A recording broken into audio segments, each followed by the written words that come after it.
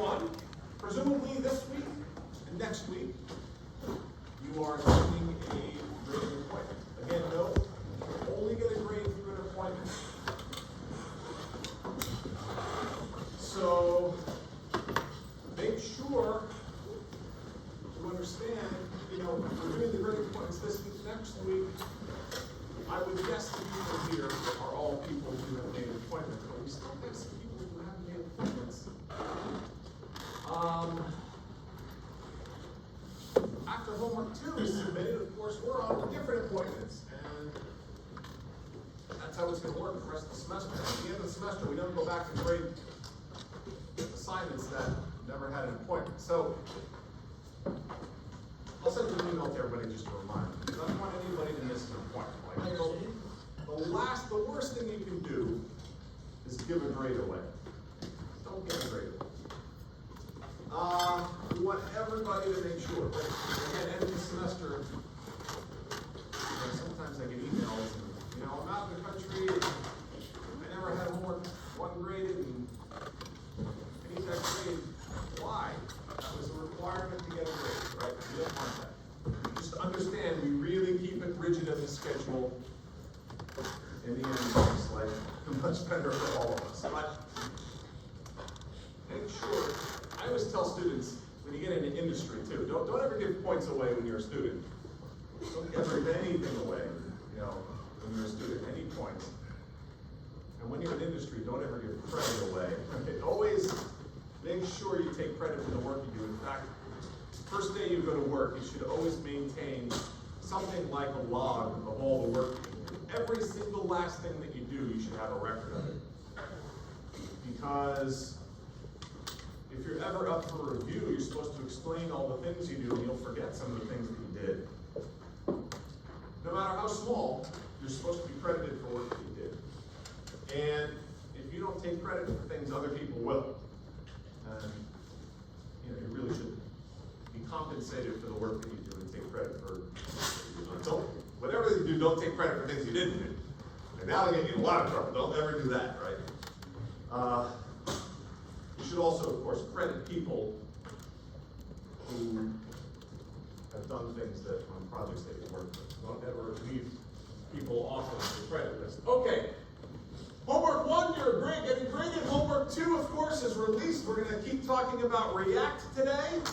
Homework 2 is all about React. Just a couple of points of clarification as far as homework 2 is concerned. We're still using Node. It's still front end only.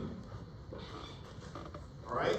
Our server is a little bit different now. I mean, we have this React web server, so to speak. Okay? So when we run this, the instruction is differently. We're using Vite. If you look at getting started in React, if you go to the web page, the documentation for React, React is a library, right? And it's this engine for essentially making it easier to make these front-end applications. But for the launching of the React application, we need something else. Well, we don't need it. We actually could do it just with pure React, but we prefer to use something else, some other framework, which might have additional features as well, and this is where Vite and Next.js come in. Like these are not made by Facebook, by the React people. Other people have kind of made them just to make setting up React and running React and doing some particular things in React a little better or a little easier. Okay? But they don't do React-like things, it's just kind of the setup. So in this homework assignment, we're using Vite.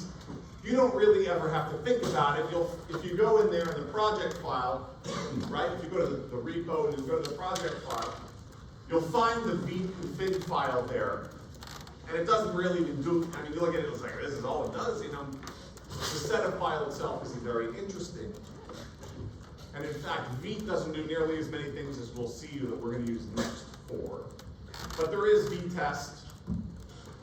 And if you look at my JSTTS, I currently use Vitest. And we'll talk about testing later. But we'll use Next for other stuff as well. Right? But you should be able to just clone the repo, open terminal, and I think it's npm run dev. I think that's what it is. So it's a different command.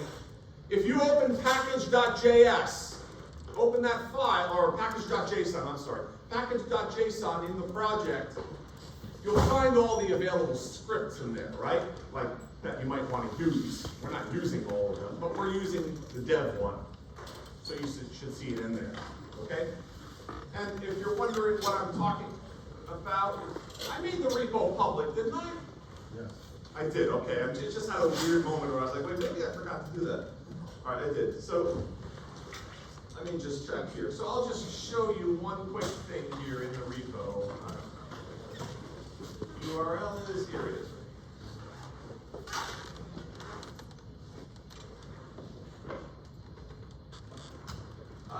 So in here, so we have this vite config file here. I mean, there's nothing interesting in there. And the ESLint, we'll learn what this is. Again, you don't really need to worry too much about these. These are part of the build process. Okay? That's all that is. It's not code, it's just some simple settings for the build process. But in this package file, you know, again, we list the npm run commands that we might use, all right? And the only one that we're really using right now is the dev one, okay? Understand that. I mean, we could use the linter, but we're not, we'll talk about it. Don't worry about that today. Don't worry about that right now. And we'll add other things to our build process. You worry a lot more about that, honestly, in 4.16, because that's more of a software engineering course, and you're in a team, and you're deploying your application, and you're setting up CI/CD and stuff like this, things that you're not worried about right now. I'm using terms you might not be familiar with, and it's much more important then, like when you're deploying it to a real server, when you're maintaining it over time, when you have a team of people. But for now, we're really concentrated on making these things, okay? All right, so we're using React. We started a little introduction last time, and we'll get more into it today. I mean, last time we were talking about components and things like that, and we were showing you how to make components, how to define components, returning JSX. But we didn't really get into how we're actually going to use that JavaScript. Remember the curly braces? We said we could put JavaScript in there. I mean, last time we did do a little bit with talking about map and filter, right? But we didn't actually make any use of it yet. We're going to see this in just a second. Or we're going to see an example with map in just a second. Again, I think React is still currently the most popular front-end framework, though it fluctuates, and Angular has resurged a little bit recently, and maybe they're somewhere around the same. Vue is always third, but some people love it. Angular is Google, React is Facebook, right? So, a couple of things to start with. First of all, it's important that we understand the hierarchy of components, right? We have boxes contained inside of other boxes. Like we've already learned that with HTML. Okay, in HTML, everything is a box, right? We have a div, it's a box. You can put other things inside of it. I mean, we have our playlist cards, right? Like that's a box over there on the left side of the screen. We have our song cards, that's a box. That's over in the center of the screen. And inside we can put other boxes, which are these song cards and playlist cards, obviously, right? So, boxes nested inside of boxes. You know, just so you know, we're going to learn React. There's a lot to it. You know, we're doing it in this course. When you get into 4.16, full stack web application, that front end part of the application can really be time consuming. Like, this is why people ask, hey, what kind of an application are you making? You know, what technology? And they'll say React or Angular. I mean, that's just the front end. What about the back end? Generally speaking, if you're on a team in 4.16 and somebody says, I only want to work on the back end, right? They're saying they don't want to work as hard, for the most part, right? Because the back end doesn't have nearly as much time that you have to spend. It's important, it's really important, right? Especially if it's doing really complicated things. But the front end is just so time consuming. It can be. Making things look right, and especially the stuff that we're going to get into today with state management, like passing down properties, or if we're using context inputs, we'll get to that bit. Okay? So front-end development for a user interface rich application can be very, very, very time-consuming. Okay? And that's why these APIs all exist. Now, we have hierarchical relationships between user interface boxes. A div is a box, right? Playlist cards is a box that has cards. Each card is a box. Each box has other boxes, right? These are the relationships between these components. And it's hierarchical. And I want you to understand, right? Everybody who's on your computer not paying attention to me, understand when the parent component changes, all the child components will also change. And what I mean by that is, in React, we change the data associated with one of those parent components. We don't want to have to reload the whole page, but we have to flow those changes on down, right? So this hierarchical relationship is important because it determines where we put the data, where we store the data, who has access to the data, and really, if I change the data, what gets redrawn or what gets updated. Right, again, we're going to make applications here. We call them actually SPA applications, or just SPA. Anybody know what an SPA stands for in a web application? Yeah. Single page application. All right? We're making single page applications. What does that mean? It means you ask the server for that page and it sends it with all the necessary JavaScript, which was JSX, and is now all the necessary JavaScript. And when you click around on that site, you're all still on one page. You're never leaving that page. You're never reloading an entire page. Okay? Some sites work like that, some don't. Not all of them work like that. My home page here for this course does not work that way. That is a 4-page, and then for each homework assignment, that's its own page, right? Because we have the index page, we have the syllabus page, we have the schedule page, the homework page. That's 4 pages, and then one for each homework assignment. They're each a separate request. Hey, give me this HTML document. It gives me JavaScript also to dynamically build stuff. But those are each separate pages. But this is different. I believe Solr is a single page application, right? When you go to Solr, you enter once, the back button doesn't, what? Right? Now there are ways to trick the back button in the browser, even if it's a single page application, it might still work. There's also ways to trick, as we're going to see, what we call the route, right? Meaning the address up top might look like you're going to a document and you're really not. You're just going to a path within that single page. We call it a route. It's a fake path. Okay? But it's a single page application, meaning the whole thing gets loaded once and then you're operating within that. And as you do things, parts of the page might update, like which page is shown. I mean, I can have a single page application that kind of looks like it has 5 pages. Right? Or our home page. We can make our home page as a single page application, and if I click on the menu, it's like, hey, this is 4 pages. No, it's pretending to be 4 pages. Because what's happening is I'm only changing the data regarding which page is actually being rendered, and that's in the center. And as a result, I'm only changing that. In fact, I guess if you were to look at our home page here as a single page application, if we were to do it that way, right, that's over here, right? If I was here, what would change when I do this? Well, this doesn't change, the banner doesn't change, this thing up here doesn't change, presumably the footer doesn't change. What changes is this thing up top, meaning the menu, like that would change. So we have to have data, right, that when we change it triggers the change in how this gets rendered. And then the content right here in the middle.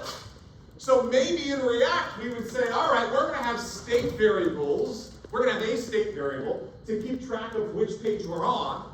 And then when that thing changes, we're going to have other code that executes and responds to that change. Hey, MVC, model, the data changes. We immediately change the view. And oh, if somebody clicks on homework, when that data changes to homeworks, we're going to have some sort of code which is immediately going to draw the homework page and update that thing at the top. Okay? So understand, this is different from this page, because if I go to schedule, it's requesting the entire schedule HTML page file and everything that comes with it. But that's not what we're doing in React. In React, we might send requests to the server. We haven't gotten there yet. But those are not going to say, hey, give me a whole new page. It's saying, give me a little bit of data. And when we get the data back, we'll use it to fill in parts of the page, to change parts of the page. Okay? So I want you to understand this whole hierarchical idea, right? The whole hierarchical idea is that we want to be able to update some parts of the page and not others. And if the data associated with one box changes, everything in it, including all child boxes and grandchild class boxes and everything inside of it, would essentially get re-rendered, would change, potentially. Okay? So that's the hierarchical nature. Now, we have a tricky thing is that we might have data. In this homework 2, we're putting data, we're actually keeping it all at the top level, in the top level component. If you look in app.js, that's basically the top level component. It contains all the other components, right? I mean, in fact, if you look in the code that we have there, oh boy. If you go in the code for app.js, or JSX, I guess it is, app.jsx, right? You'll see this is like, oh, how many lines of code is it? Oh my God, 319 lines of code, that's way too many. Look at this thing. Look at this render function. Hey, we talked about render functions last time. What is it rendering? Oh, it's returning. We did that last time. What is it returning? Oh, a nice div. What just happened? A nice div. And then a banner? What's a banner? A sidebar heading? What's that? I mean, these things sound familiar. And then what are all these properties? These are our types. These are our React components. We can have a component and put other components inside of it. Now, in this homework, we're keeping it kind of simple. We're just saying, hey, all of our application data, like which playlist is loaded, what are the potential playlists that we can actually view and edit, those things we're keeping in app. That is top level state. So whenever those things change, we change whatever needs to be changed. Okay? And if you look up top, you'll see that we have a state variable. I know we haven't talked really about what a state variable is exactly yet, but right here, you can see that I have the current list is set state.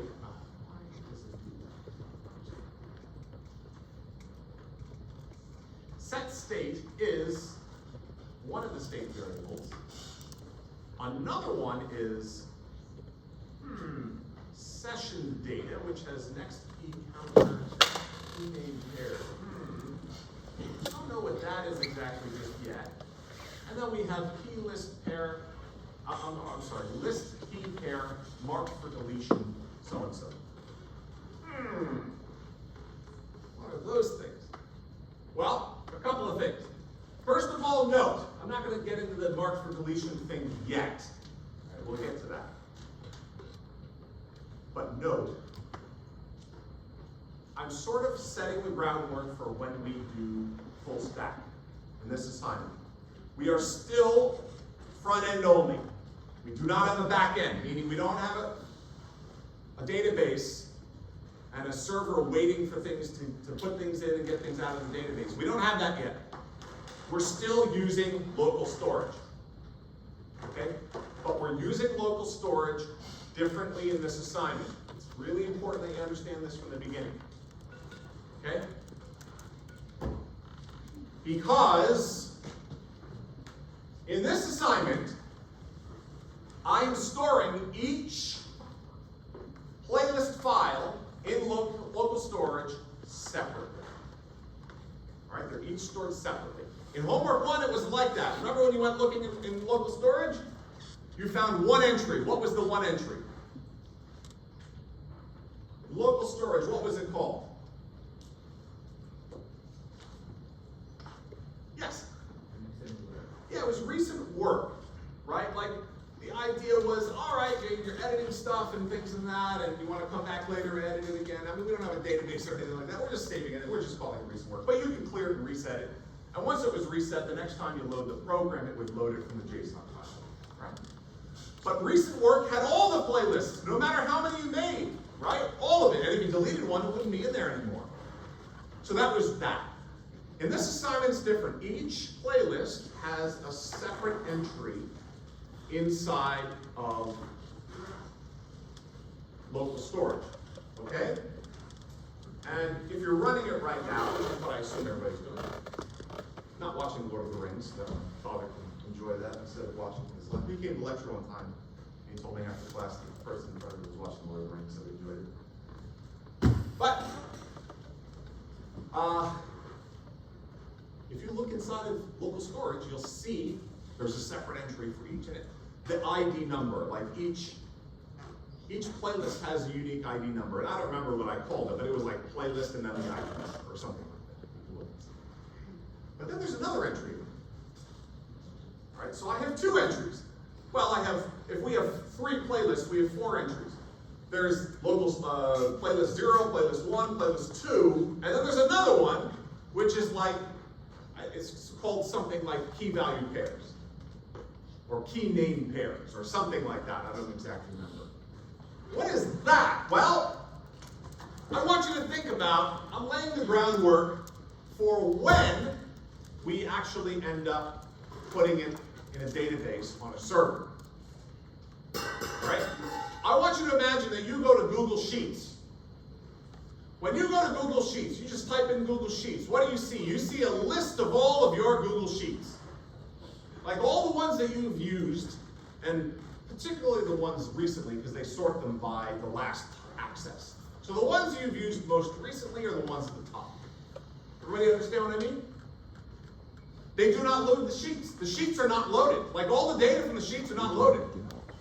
Some of my sheets, like the grading sheet and things like that isn't loaded on my side. Just the name, and maybe they have some other data about it, like whether, for the purpose of displaying it, okay? So when I go to my Google Sheets page, it knows the name, and it knows the ID of all of my Google Sheets, and it has them presumably in an array, and they're sorted presumably by last access, and that's what that thing is. That array, right? That's what that thing is. It's an array of all the key name pairs. Key name pairs. It's an array of all of those things. Where each entry in that array, because it's a list, is the key, unique identifier, and then the name, so that I can display it. It's really for 2 reasons. One, to display it, what's the name of the list? And the second thing is if somebody clicks on it, oh, we have to go get it. And we need the ID for that. All right, everybody understand? So the point is that we're storing the list, right? We're storing all the lists separately, as we would in a database. And we're then providing, we're accessing, right? In fact, I think I hard-coded it. In fact, I'm pretty sure I did. I hard-coded it for the first load. I think it might even be in main.jsx, probably. Is that where I put it? I think I did.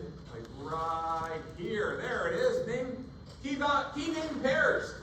Like those are all of the lists that are going to be available. And again, that's what shows up in your user interface there, okay? But you know, we're going to put that in local storage too, because if somebody deletes a list, next time they open the browser, we don't want that deleted list to be there again.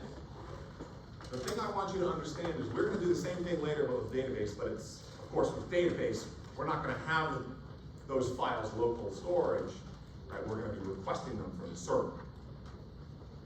Okay? So,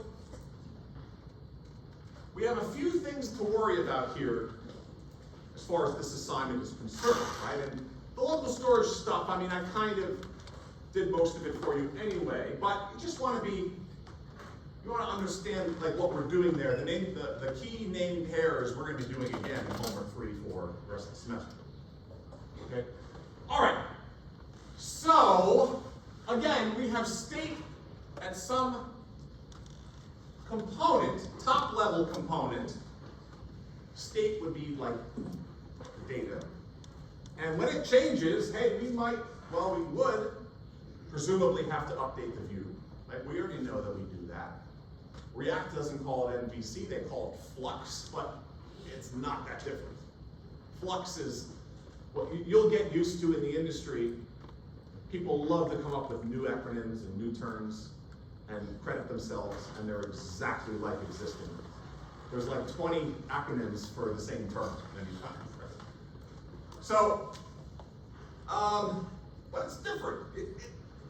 The name of the so-and-so is different. So,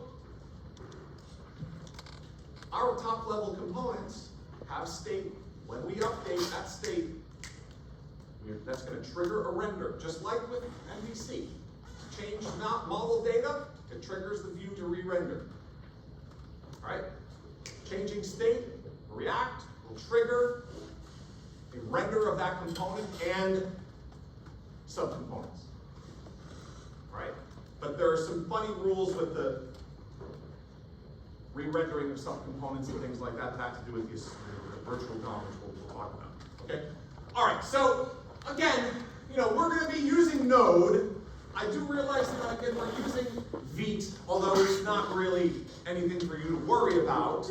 I mean, you can go looking in there. It's simply setting up kind of the entry point to the application, and it's doing some other things. But, it has other things that are easy to integrate, again, like VTest and whatnot.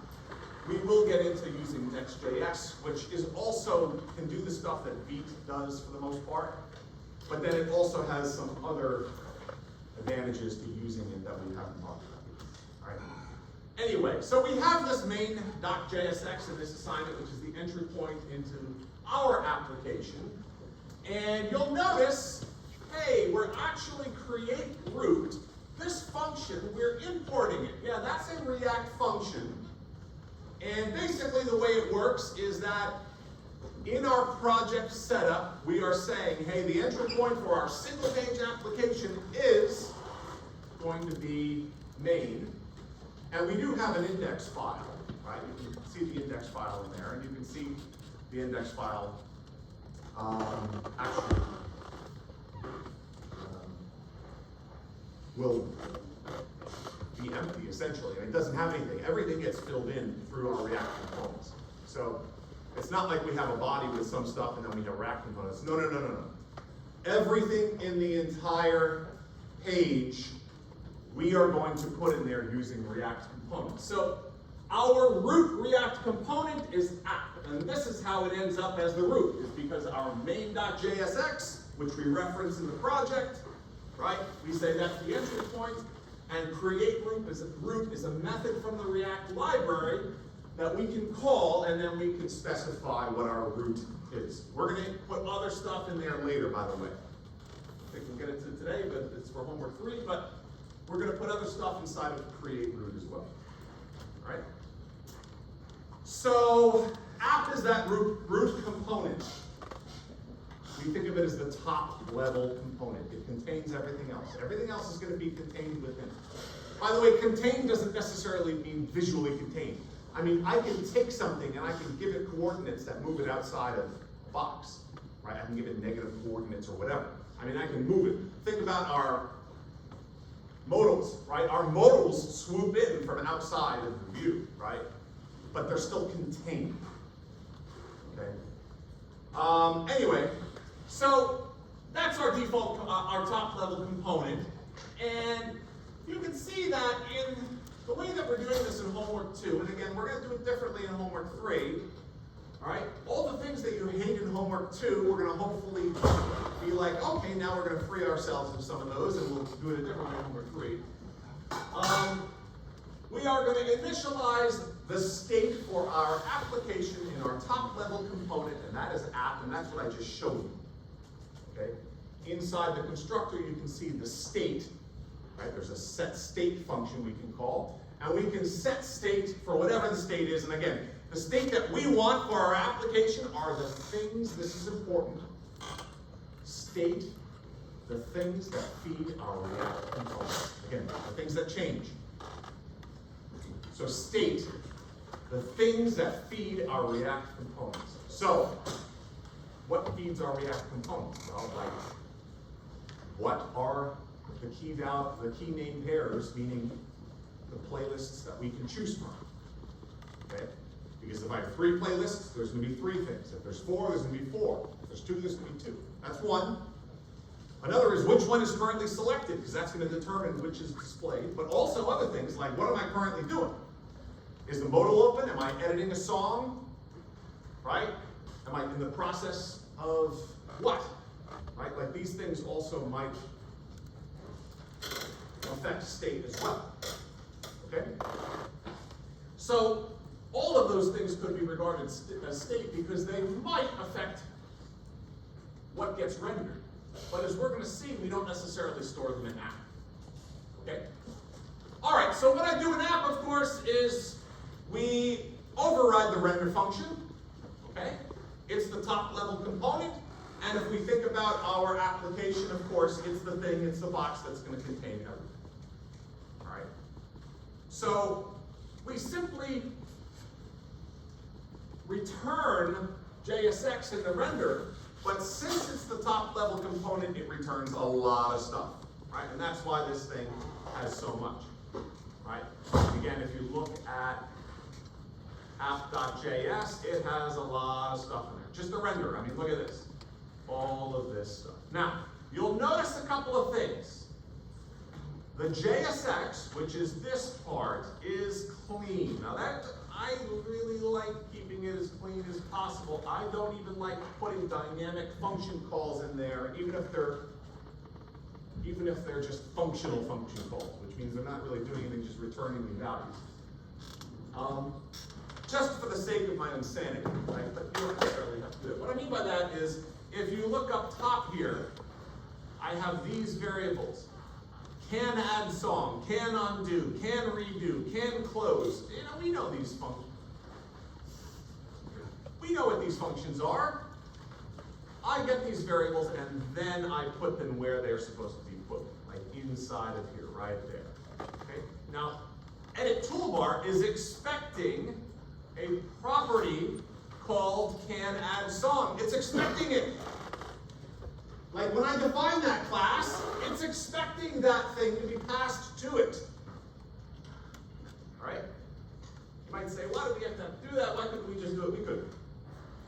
We could actually just do it in edit toolbar. But if you look at edit toolbar, if you come over here, edit toolbar, you'll see that it does in render. Here we go. Right here.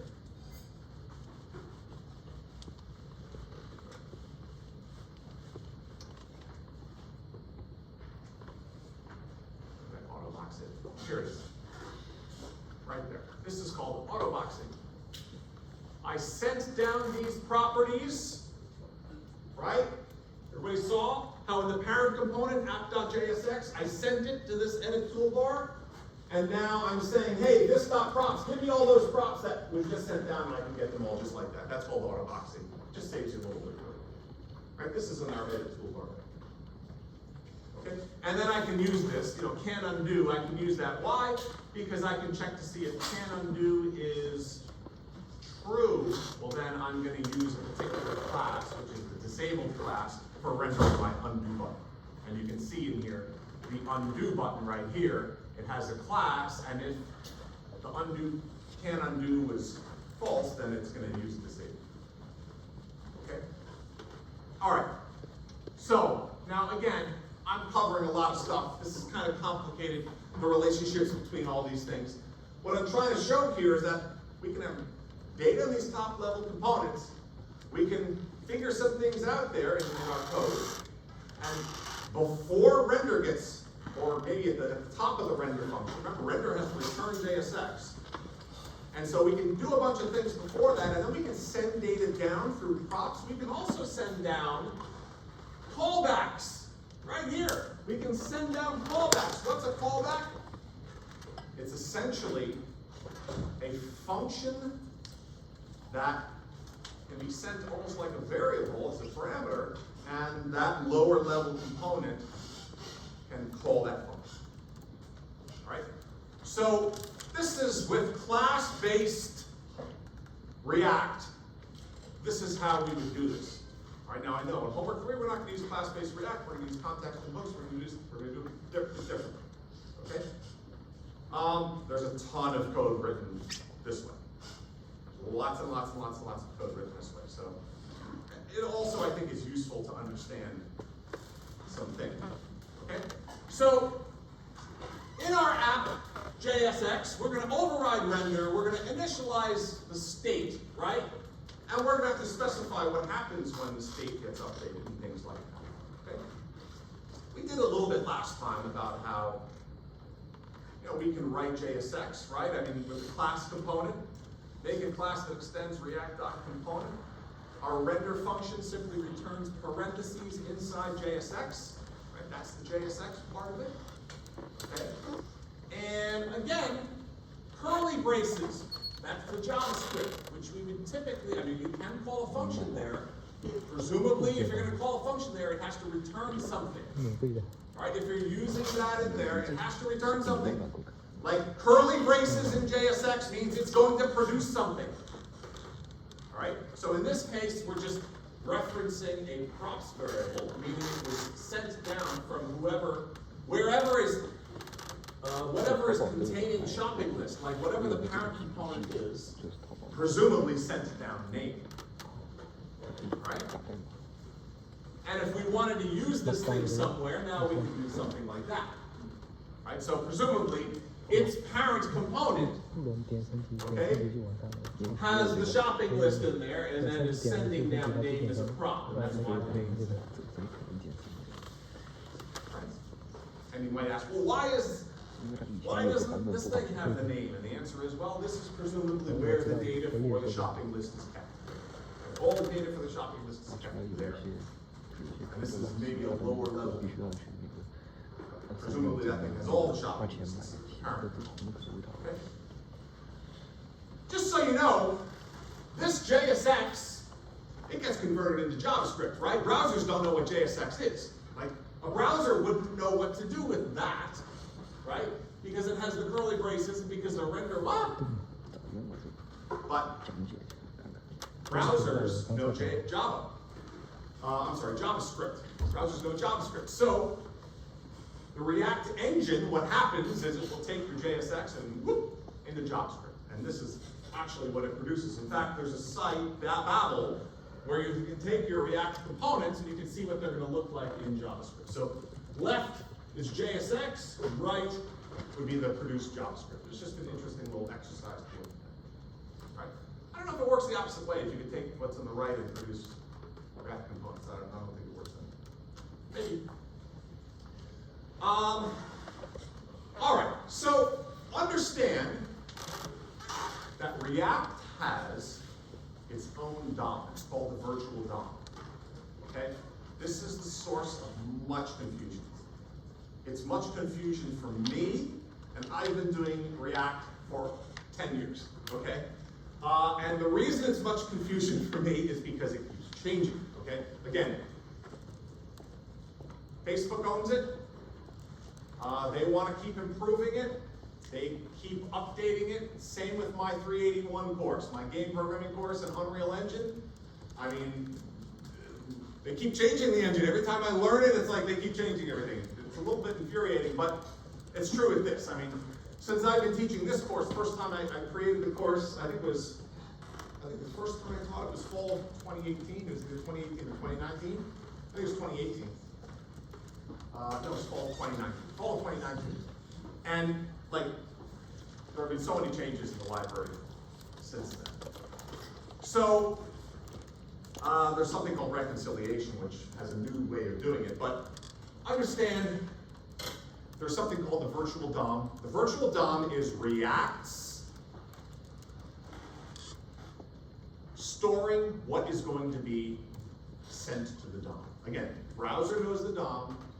The browser does not know the virtual DOM, right? And that reconciliation, that is essentially what React uses to figure out when to take what's in the DOM and send to virtual DOM is sent to the real DOM, right? It's comparing the differences between the two of them and things like that, right? Now, why does it have its own DOM? Why doesn't it just update the DOM directly? And the reason is optimization purposes. All right, that's really the reason. It's for the purpose of optimization, and really what that means is it does it for the purpose of not having to update the display of things that haven't changed. Okay, that's really what that's all about. Because I want you to understand, when we render a component, like a top-level component, remember I said, hey, we render a top-level component, and all these other things have to be re-rendered, right? Like, look inside of where we were before. We were inside of app, and app has all these subcomponents. It's like, oh my god, all these subcomponents, they all have to be re-rendered, and so on and so forth. They get really complicated. And I want you to think people interacting with the user interface that's just constantly changing things. Does everything have to be re-rendered constantly? And the virtual DOM is one of React's ways of basically tracking its components so that if you update the state of the top level component, it gets re-rendered. Actually, everything below it doesn't have to be re-rendered. And it does that by mounting components to the virtual DOM, and if they don't get updated, not remounting them essentially for the purpose of changing the permanent DOM. Okay? So, just understand, if you change a state of a component, it will trigger a render. Right? Again, just like homework 1. You change the model, it will trigger the view to rebuild the view. So here we have states. States like the variables. It's like the list. Change the list, we redraw stuff. We're storing all of our state variables in this assignment in the top level component in app. app.js, which is just a box which contains everything else. If we change that state variable, everything else, presumably in render, gets re-rendered. But actually, the truth is that React has some optimizations because of the virtual DOM that it will actually keep track of whether things have actually changed and will only render the things that have changed. Okay? Yes? What is React's strict mode?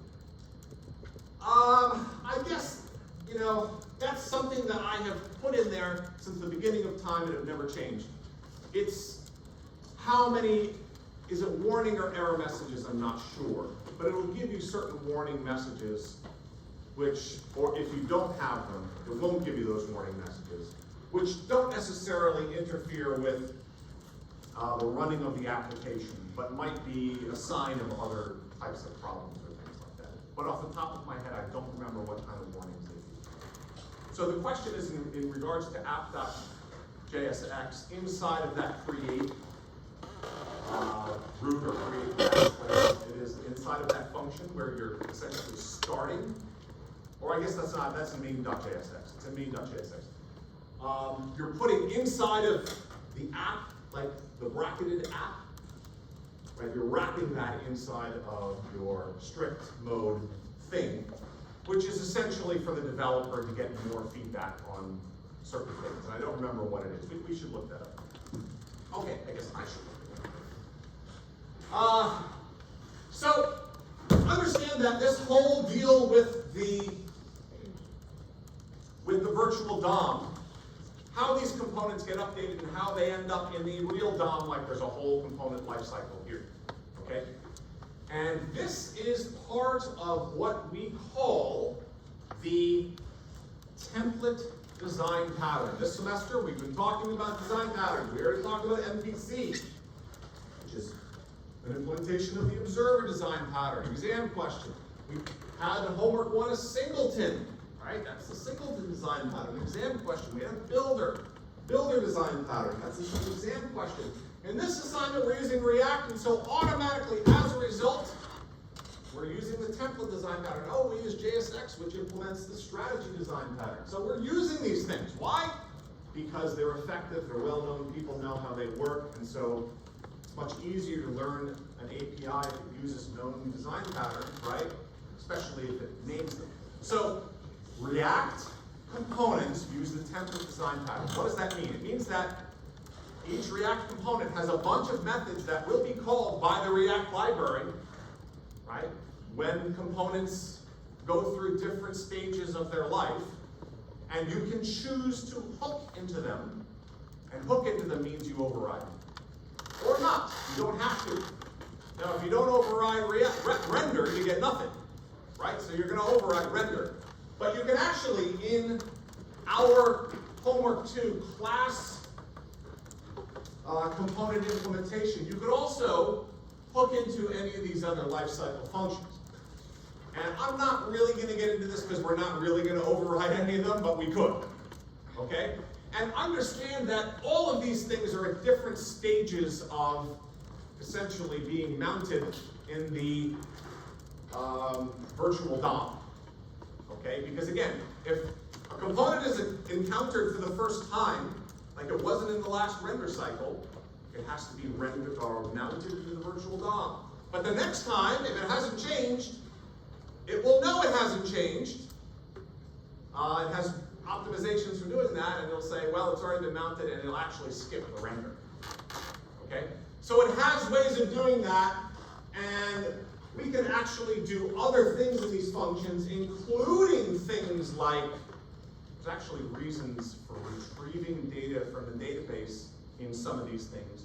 Also, there's some of these things we can put code for responding with After Effects for when something changes. But we're going to get into that when we do Homework 3. And we're going to do it in a different way. We're not going to do it in this homework. And the reason is because we're not using it. We don't have a backend. So these things will become more important in Homework 3, but we're not going to use these functions. We're actually going to use a different mechanism for doing it. All right? The important thing to understand is that in React, when I have this code in main.js, right? Main.js, the function was, right? Main.js, not that. Main.js, this create root, this function right here, it is creating the root component of the application, which is going to be our app, right? Now we are in React world. Okay, from this point on, we are in React world.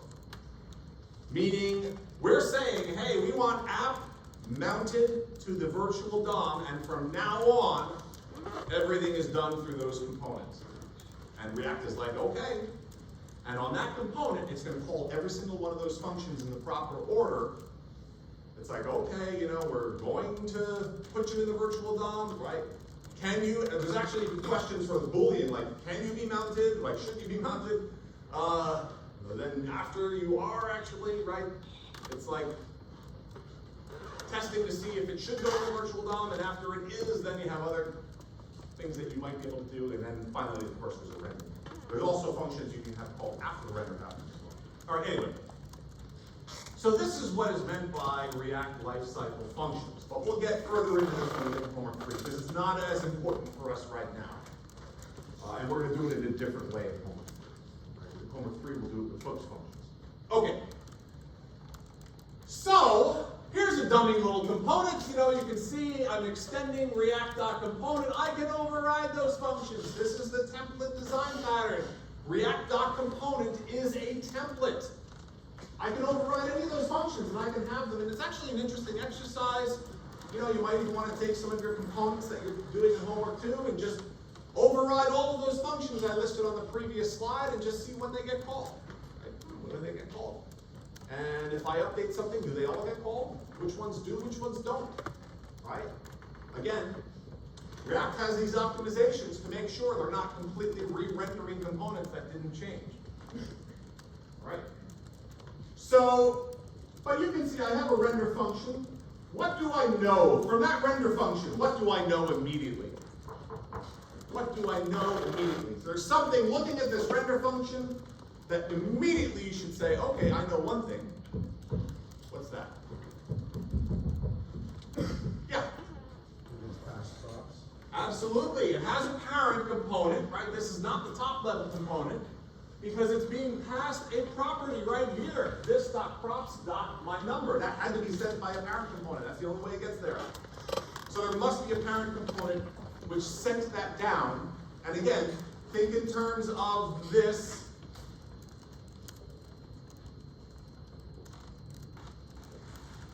what we saw inside of app.jsx, right? I mean, this is how we're passing a property. This is the component, right? Like that's our React component, and this is how we pass down a property. Okay? So, and we can, whatever custom properties we want. Once we put it here inside of the declaration in a render function, again, we do this in a render function, right? In the render function, now it's going to be accessible in the child as this.props.currentList. That's how it's going to be accessible. Okay? And again, you want to get used to this idea in homework too. Top level component has the data changes. Okay, we send the changes down to all of the subcomponents that need. Right? All right. So we could, of course, do something like this. We could have an app. Maybe that's a top level component. There we go. And it's a component, right? But it's a top level. It doesn't get past any state, but it sends state, right? So you can see when the constructor is called, it will initialize the state, and the state is simply storing a names variable. Yes? So the properties of a component are only decided by the parent component? The things that get sent out as props, in this, how we're doing it, we are revealing the real way it happens. Like in homework 2, we're using class-based stuff. In homework 3, we use context notes, which fakes it. Okay? Kind of. Well, it's a long story. But, so we are passing them down. Now, in this homework, sometimes you're like, okay, I'm going to pass it from the parent down to their child, and the child is going to pass the same property down to a grandchild, and then from the grandchild down to the great-grandchild. So, and you have to pass it, and actually there is at least one. We can see that in, let's see, which one is implemented? I guess it is, oh, the playlist is there, right? So it must be in the playlist maybe.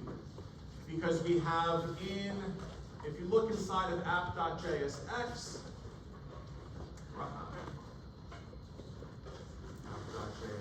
which I'm clicking on and nothing is happening. Why is nothing happening?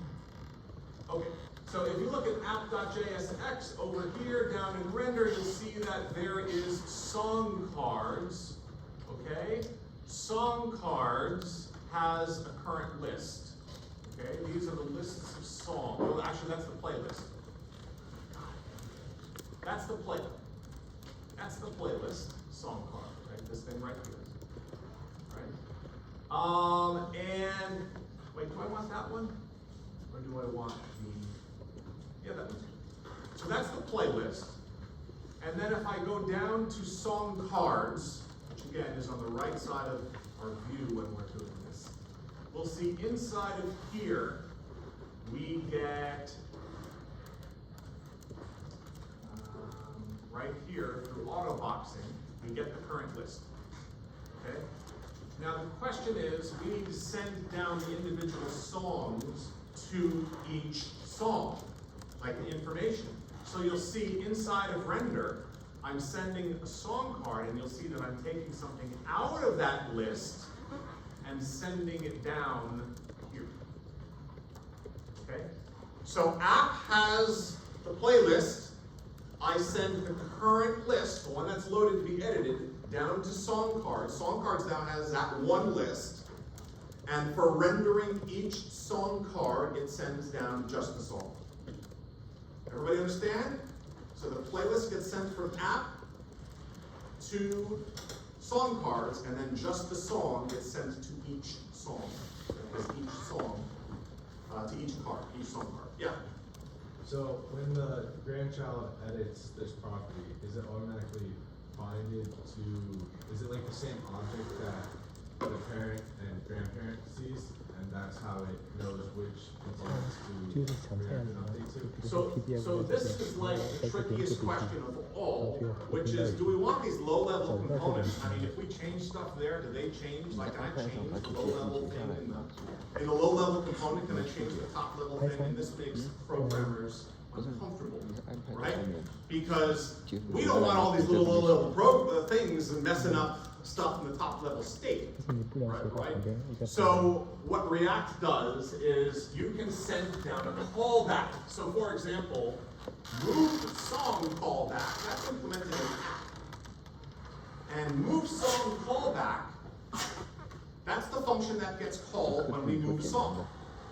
And it is implemented in app. So in this assignment, all the things that change state are in app, all of them. But they get triggered in low-level components. Okay? Like if I'm dragging a song card, that's why we have to send it down here, because in song card, it's a result of the drag. Like if you look in song card, you'll see that when I release, right, we have drag, what is it, handle drag, or handle drop. This is when it happens. This is when we call the callback, right there, this.props.move callback. I call it right there. Why? Because the playlist that we want to change is part of the state of the top level component. It's not for this thing, right? It's for the top level component. This is just one little card. This one little card can't affect the whole playlist, right? It doesn't, it only manages itself. It only manages its little box, right? So we can't change anything in this one little card to change the whole playlist, because if we're changing the order of that's 2 cards, right? So we have to pass down the callback down all the way down to this thing, right? And then down here we call it. So the song card calls move callback. Now this is a good example. We pass this callback down twice. Like if you look at app.jsx, song cards, right? That's the list of cards. You can see move song callback right there. I pass it down to song cards. And song cards then passes it down to each and every song card. So it gets passed down top level component app to song cards to song card to each one that's in the list. Okay? Now, this is the way React, when they released React, everybody's like, oh, okay, this is awful. I have to send down every callback like this? And this is why in Homework 3 we're going to use a different technique. You might say I'm making your software a little bit in Homework 2 with passing these props down. But it's just important that you understand the way it really works. Okay? It's just important that you understand that, okay? Because there are going to be other ways to store state, manipulate state, and we're going to see with these other APIs that we're using. Right? But for Homework 2, we have a class, it's a component. Right. It's a component when we construct it, when we instantiate it. Right? By the way, these things, we don't directly instantiate them.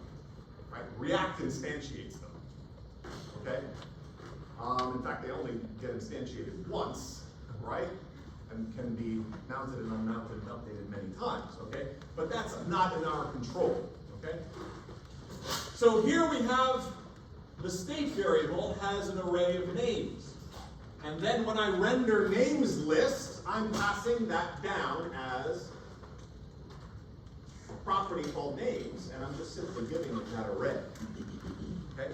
So what do you expect in the next slide where we show names list? In names list, what do we think is going to be there?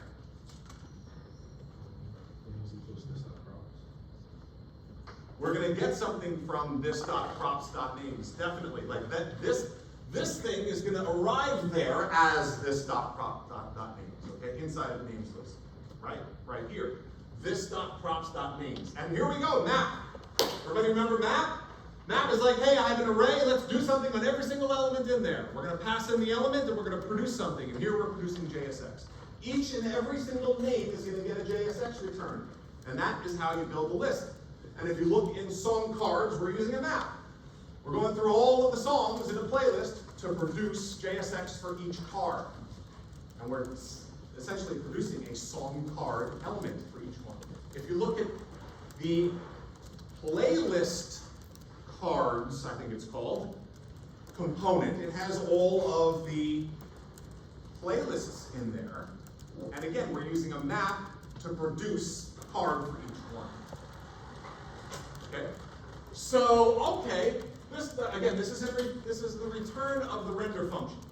So we're producing an unordered list, and then each and every name in the playlist, or this is not a playlist, or this is just an example of name. Each and every name that was in that array, we get a list item, an HTML list item, LI. Okay? Now again, I want to emphasize a couple of things. Now my style of coding, I only like, and students tell me how irritating it is, but I don't care. Keep myself sane. I don't like calling functions inside of the return statement. It just is a recipe for me to make errors. If you're going to call a function inside of return, it has to return something. It has to produce something that's going to then be part of the JSX. Me personally, I like putting all of my other JavaScript code, like I showed you before, like can undo and things like that. I like putting it at the top before the return. So it's inside the render function, but before the return. And then I like taking those results and plugging them in as necessary, using the braces. All right? Now that's just me. You don't have to do it that way. But I get easily confused. That's good. Yes? Is this render function being called by the virtual DOM? The render function is being called, well, the virtual DOM, think of the virtual DOM is essentially all of those components which are going to end up in the DOM. So they're all the HTML components in that tree. All right? But React calls render and produces what ends up being in the virtual DOM. Like render, this stuff is used to fill in nodes in the virtual DOM. Right? So we think in terms of React calls render on the top level component, and it will produce the elements, right, that get processed into HTML elements essentially, which will end up in the virtual DOM, and it will also do the same thing with all of its stuff. Right? Okay, so we can pass functions as well. So we can pass data down, we can pass functions down, and those child classes, those dependent, those grandchild components, all of those things, they can call these things. And again, that makes some programmers uncomfortable. It's like, what is this little song card class calling stuff in our top level component, right? It's like, yes, but we're allowing it to, right? It's not like it's directly manipulating it. That would be terrible. Because then you can have low-level components that were full of bugs and be very difficult to track down and things like that. I mean, the updating of the state in our top level should be managed by methods defined in the top level, and that's what we're doing in this assignment. Okay? So, here we have a little example. I think this is our last example for this particular one before we move on. So, here I have an app, and you can see, oh, all right, we have a service function. Well, first we have a state. Our state just has names. That's all it is. It's an array of names. That's all it is. And our React application, all that's going to be is an unordered list with names. But if we change the names, if we add more names, whatever, then it'll change. Okay? So that's useful. I mean, lists of things are the bread and butter of the internet, right? So we wrote a function to change our state. You can see it's called add num. And all it's going to do is it's going to take each name and it's going to append a number to it. It's really dumb, but it's okay. We like dumb things if they're useful. So add num, we send in a number, and you can see what does it do? It uses the map function to go through each name, and it will actually append num, and it will get a new array. And then we set that new array as the variable for names. Okay? You can see that? So we're setting state by essentially giving it a new array. Okay? What do we do here then? We render, and we're using another component, and we're passing down names. You can see that state variable as a names variable. We're also passing a callback. Add num callback is what it's going to be called in this child, right? In this child element, it's going to be called that. And that callback is actually this function, this.addNum. Now again, we're from Java. We never do this in Java. We don't pass functions as arguments to anything, right? C++ you do, C you do, and in JavaScript you do. You can pass a function as an argument, right? You can have a parameter in a method be a function, and that's actually what it is right there. So we're passing that, okay? And it's going to end up in props. So in here is our names list. That's our other component, and you can see up here, it has its own state.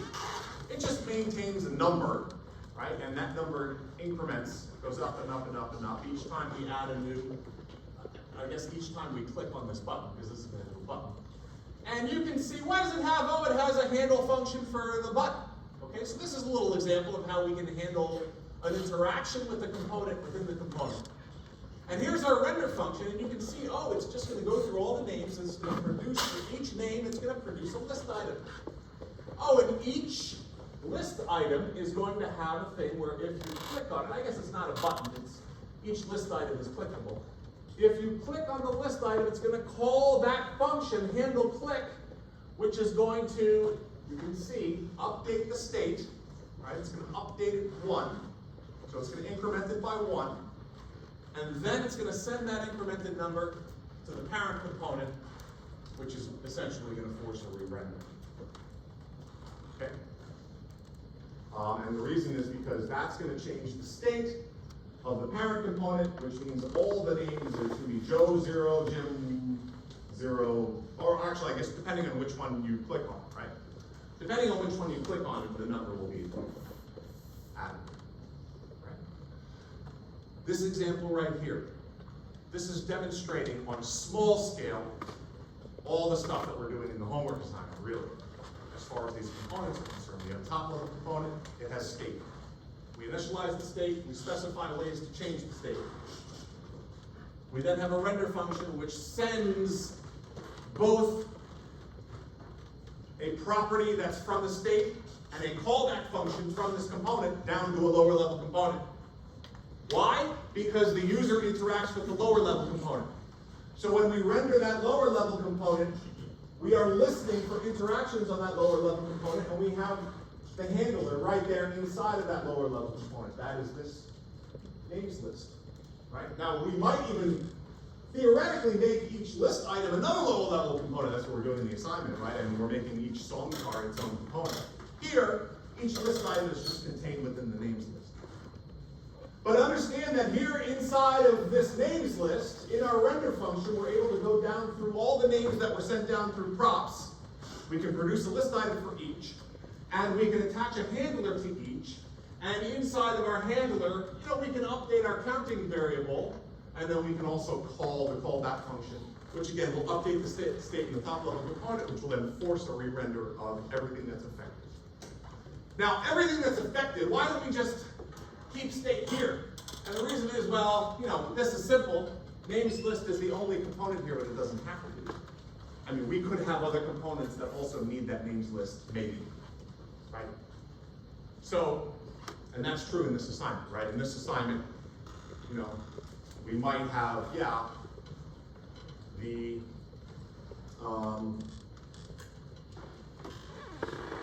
what do you call it? The song cards is important to have a playlist. We do have the status bar on the bottom, which also shows the name of the playlist. I guess we could just pass down the name, which is I think what we're doing. I don't think we're passing down the whole playlist. But we might have other places which actually need to access other interesting things about the playlist. All right? Okay. So, anybody have any questions before we move on? We're going to keep going with React, but looking at things from a Why playlist. is number type of the lower? Why is number one? Or is the state of lower component? Right? Oh, so sometimes we may choose to put state inside of a lower component, okay? And in homework 2, we're not really doing that. But we will, do we have an example of that? We might have a single example of that. Usually, we say low-level component state is called ephemeral state. Okay, ephemeral, E-P-H-E-M-E-R-A-L. And what that really means is it's kind of temporary state. It's interactive state. It's like things that we need for the purpose of rendering the component properly and interacting, showing feedback and things like that, but it's not really important state, so to speak. So ephemeral state, okay? And I think we might have some of it, but we're gonna see plenty of that in homework 3. But let's see, we might have a component. Does this thing, song cards, does it have the ephemeral state? Looks like no. I might have done this whole application without it, just because we'll cover it later. Let's see, how about song cards? Song card, does it have ephemeral state? Oh, it does, look at that right there. Song card has ephemeral state, right there. Everybody see that? So what is that? It's basically state just for the purpose of keeping track. Like, a song card wants to know, am I being dragged or not? You know, because if it's being dragged, it affects, you know, where it ends up being rendered and stuff like that. Okay? So, and where is it being dragged to? Like these things. The card needs that for the purpose of what it's doing, and really what it's doing is it's being dragged from one place to another, and then when it's let go, it's saying, hey, I've been dragged to this place. All right, and it lets the top level component know. Things like that, all right? So that's called ephemeral state, and again, it has to do with interaction. And I don't know if any of the other ones have that song card. There are lots of reasons, and in your final project, you'll have lots of components that will have, you know, what we think of as ephemeral state. And we'll see more of that with homework 3. Now, there might be another place that has ephemeral state, maybe the playlist card, because it has that text field. Like whenever you want to double click on something, turn it into a text field, I think that might have ephemeral state too. Let's see, it does. Right there. That's also ephemeral state. Like this is a low level component.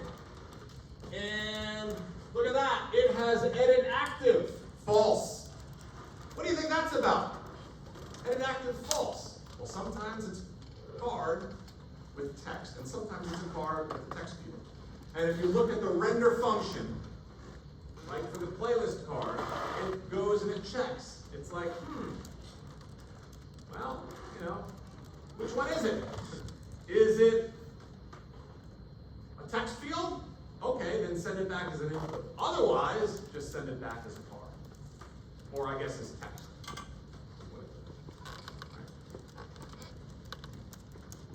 So that's what ephemeral state is useful for. And that's actually one of the big figuring out where to put your state for your applications is actually a big complicated thing. Now, why would we store ephemeral state here instead of the app.jsx? And the answer is because each and every song card might have their own state. Each and every playlist card might have their own state, meaning are being text edited or not, are being dragged or not. Right? It's not like there's only one state with regards to that. They each have separate state with regards to that, presumably. Some of them are being dragged, some of them are not. Really, one of them is being dragged. Okay. Okay, so, anybody else, any other questions? Conveniently, the next slide starts with the same thing. Any other questions before we keep going? The part about the assignment here that's, I think, not so fun is tracking all the props that you have to send out. It's very easy to make a mistake, right? You name the prop one thing, and then the next one you named it the same thing, but then for whatever reason, you misnamed it when it gets sent to the grandchild. Or there's a capitalization error. Or you named it something, and then this is me, like I'm just the worst at being like, you know, I should change the names of everything. And then I change it everywhere except in one place. And I'm like, it's not working, just because I forgot to change it in one place. Like that's what we call regression testing failure, right? Meaning regression testing is something changed and you didn't test everything that might have been affected by it. So